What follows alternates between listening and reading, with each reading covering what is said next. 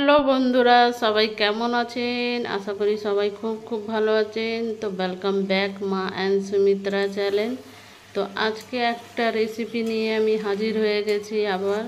তো কীভাবে আজকে পাঁঠার মাংসটা আমি রান্না করেছি সেটাই শেয়ার করছি বন্ধুরা।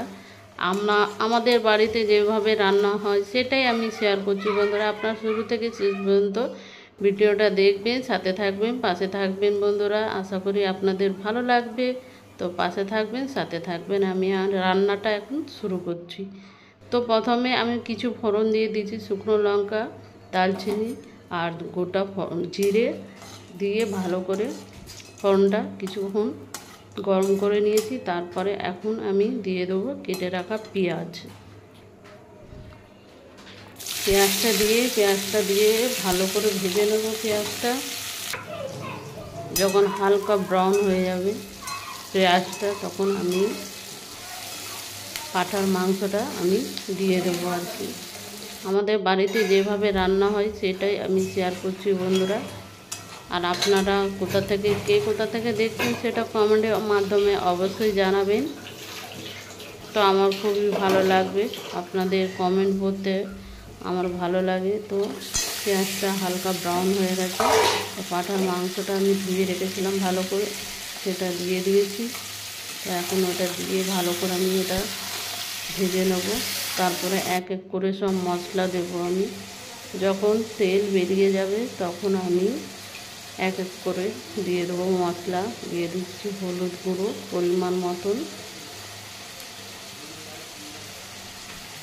হলুদ গুঁড়ো দিয়ে তারপরে আমি কিছুক্ষণ আবার এটাকে ভেজে নেব। তারপরে আদা রসুন পেস্ট, জিরে গুঁড়ো, লঙ্কা গুঁড়ো দিয়ে দেবো। খুব একটা মশলা আমাদের ঘরে কেউ খায় না, যার জন্য আমরা খুব কম মশলাতে রান্না করি, কিন্তু রান্নাটাও ভালো হয়, যে যেরকম রান্না পারে আর কি। তো আদা রসুন আমি দিয়ে দিচ্ছি আর জিরে গুঁড়ো, লঙ্কা গুঁড়ো। তারপরে ভালো করে আবার একটু কষিয়ে নেবো, একটু জল দিয়ে দেবো। তারপরে পরিমাণ মতন স্বাদ অনুসার নুন দিয়ে দিচ্ছি।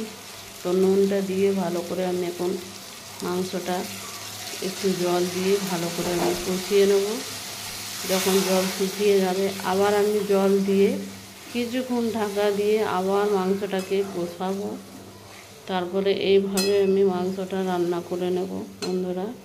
আপনারা কিভাবে রান্না করেন আমাকে একটু কমেন্টে জানাবেন। আর কে কোথা থেকে দেখছেন বন্ধুরা আমাকে একটু কমেন্টে জানাবেন।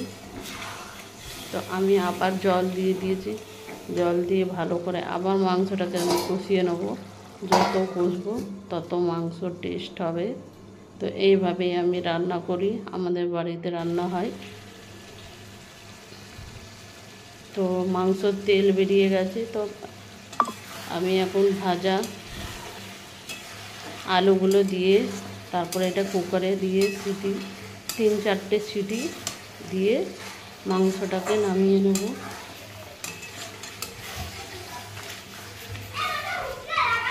পুরো মাংস কষা হয়ে গেছে। ভেজে রাখা আলুটা আমি দিয়ে দেব। আগে থেকে আমি আলুটা ভেজে রেখেছিলাম।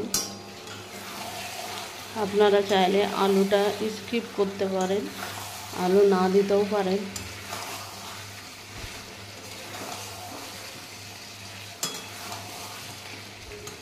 একটু নাড়িয়ে চাড়িয়ে তারপরে ভালো করে মাংসটা আমি কুকারে দিয়ে দিয়েছি। এবারে গরম মশলা আর গরম জল দিয়ে 3-4টে সিটি দিয়েই আমি পাঁঠার মাংসটা আমার হয়ে যাবে তাহলে। তো এইভাবেই আমি রান্নাটা করে নিলাম বন্ধুরা। যদি রান্নাটা আপনাদের ভালো লাগে, ভিডিওটা যদি ভালো লাগে তো ভিডিওটা অবশ্যই লাইক, শেয়ার, সাবস্ক্রাইব করবেন আর আমার পাশে থাকবেন বন্ধুরা। আশা করি আপনাদের ভালো লাগবে। যদি ভিডিওটা ভালো লাগে তো ভিডিওটা অবশ্যই লাইক, শেয়ার, সাবস্ক্রাইব করবেন। নেক্সট ভিডিওতে খুব শীঘ্রই আপনাদের সাথে দেখা হবে গরম গরম ভাতের সাথে। এখন আমরা উপভোগ করব বন্ধুরা। কি সুন্দর দেখুন কালারটা হয়েছে।